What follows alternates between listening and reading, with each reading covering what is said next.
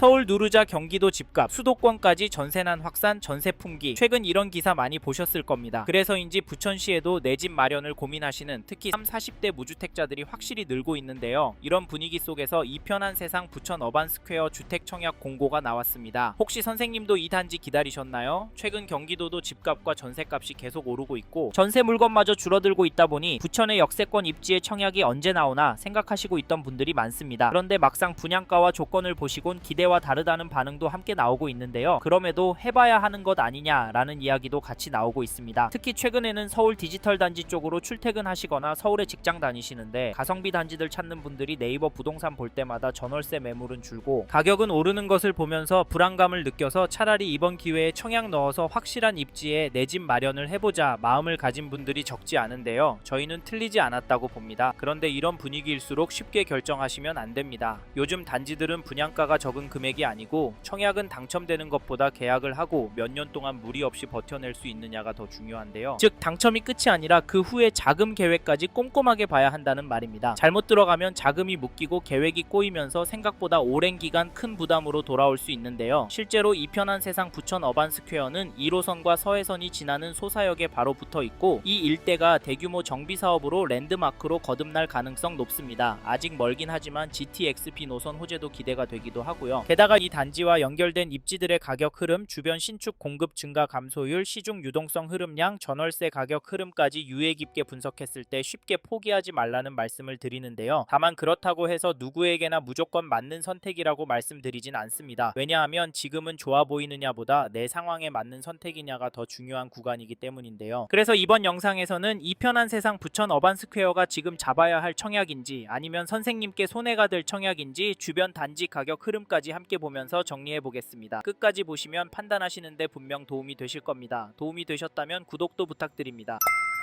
사실 이 편한 세상 부천 어반스퀘어 청약을 넣기 전에 기사 몇 개나 영상 몇 개만 보시고 판단하시기보다는 적어도 선생님께서 이 세 가지 기준은 정리하고 결정하셨으면 좋겠는데요. 첫째, 이 단지를 얼마나 보유할 계획이신지. 둘째, 지금 자금 구조가 이 단지에 무리 없는 상태인지. 셋째, 비교 중인 다른 단지와 수익 구조가 어떻게 다른지입니다. 왜냐하면 지금 부천시는 수도권에 있다는 이유만으로 과감하게 들어갈 수 있는 시장은 아니기 때문인데요. 이 기준이 중요한 이유는 좋아 보이는 청약도 막상 내 상황과 안 맞으면 끝까지 가져가기 어려울 수 있기 때문입니다. 그래서 더더욱 기대감으로만 판단하시면 안 되는데요. 실제로 데이터만 보더라도 부천시의 분위기는 나쁘다고만 보긴 어렵습니다. KB 매매지수를 찾아보시면 부천시 원미구는 상승하는 추세로 나오고 전주 대비로는 0.081% 상승했습니다. 전세지수도 보시면 전주 대비 0.012% 상승했는데요. 여기는 매매지수가 더 많이 오르고 있습니다. 어찌 보면 당연한 게 사람들이 부천시를 실거주도 투자 가치도 좋다고 보고 있기 때문인데요. 뉴스에서는 급매다 하락이다 많이 나오지만 실제 숫자는 다르게 움직이는 동네도 있을 수 있다는 점도 기억하십시오. 사실 이런 이유로 이번 청약은 넣어야 하나 헷갈려지는데요. 여기 분양가를 찾아보니 전용 59는 8억 200에서 8억 6,600 수준까지, 전용 59는 10억에서 11억 4천만원 수준으로 확정이 되었습니다. 계약금은 두 번에 나눠서 5%를 내셔야 하고 중도금 60%에 나머지 자금 30%는 입주 지정일에 완납하시면 되는데요. 여기에 발코니 확장과 시스템 에어컨 추가 비용까지 하면 4에서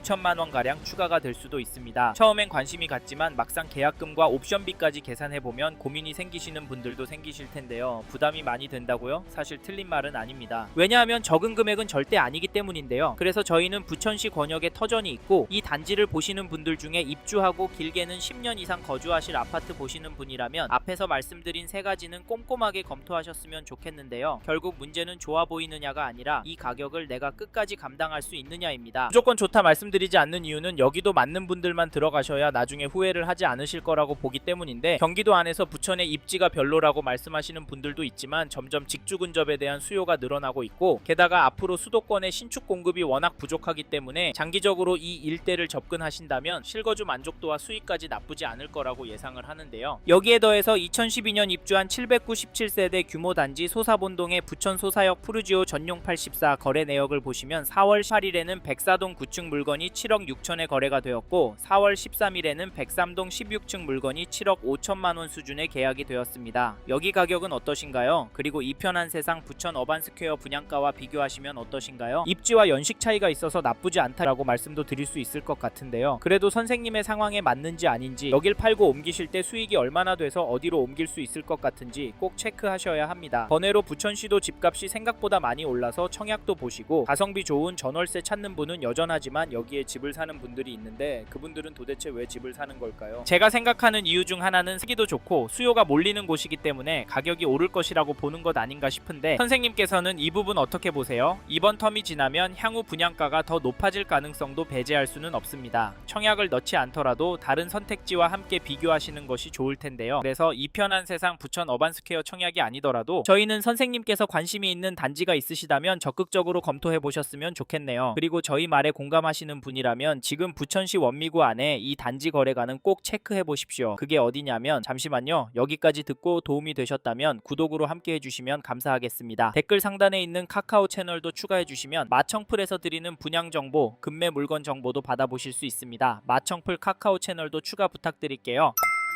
1994년 입주한 원미구 중동의 포도삼보 영남 아파트를 보시면 4월 4일에 전용 59 21층 물건이 6억 4,350만원에 신고가 계약이 되었고 4월 3일에는 13층 물건이 6억 1,005바에게 계약이 되었는데요. 이 단지 가격 어떻게 보십니까? 저희는 이 단지가 오르고 있다고 보여지는데요. 사실 가격도 중요하지만 파워풀한 대책과 부동산에 대한 부정적인 발언에도 아랑곳하지 않고 계속 거래가 나오고 있다는 점 놓치시면 안 됩니다. 부천시도 규제가 들어올 수도 있는 입지이고 그동안 대출 금액도 많이 줄고 세금도 많이 늘어서 거래가 줄어들 거라고 예상했지만 잠깐 주춤하는 모습을 보이다가 다시 거래는 꾸준히 나오고 있습니다. 이게 팩트인데 이편한 세상 부천 어반스퀘어 청약은 어떻게 하는 게 좋을까요? 사실 저희 채널에서 다뤘던 강남구나 강서구 영상에서도 보셨듯이 서울 쪽 아파트들은 조정이 되는 곳도 나오는 상황입니다. 이런 상황 속에서 여기 이편한 세상 부천 어반스퀘어 분양가와 입지를 기준으로 봤을 때 청약은 넣어봐야 하는 거 아닐까요? 이 단지 전세가도 살펴보면 3월 5일에 6층 물건이 3억 2,500에 거래가 나왔고 3월 3일에는 2층 물건이 3억에 거래가 되었습니다. 이 단지 전세 평균가는 떨어지고 있다고 보여지는데요. 이럼에도 불구하고 저희는 전세는 더 오를 거라고 봅니다. 그 이유로 무엇보다 전세 매물이 부족한 것을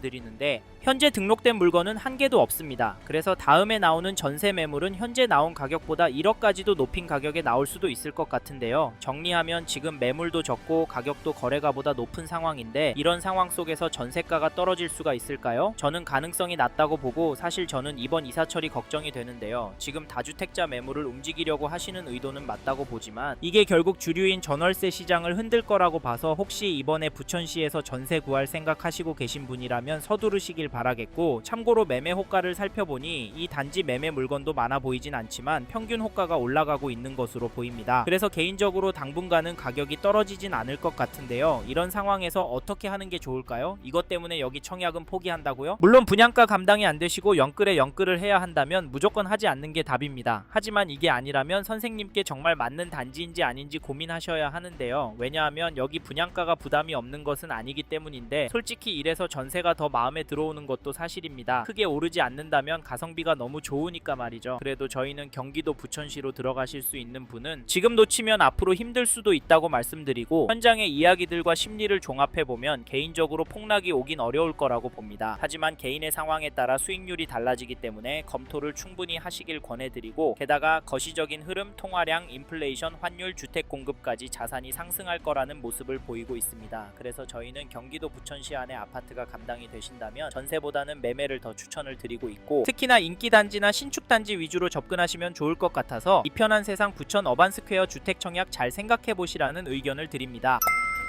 이번 영상에서 이편한 세상 부천 어반스퀘어 주택 청약과 앞으로 어떻게 될지에 대한 저의 생각을 말씀드렸습니다. 관심이 가신다면 영상이 끝나고 이 단지에 대해 좀 더 검색해 보시길 바랍니다. 이번 영상에서 언급된 내용들에 대하여 좀 더 궁금하신 내용이 있으시다면 댓글로 남겨주세요. 최대한 빠르게 답변을 드리도록 하겠습니다. 다음 영상에서도 부동산 투자에 도움이 되는 정보 나누어 드리도록 하겠습니다. 구독과 좋아요 그리고 알림 설정 부탁드립니다. 감사합니다. 좋은 하루 보내세요.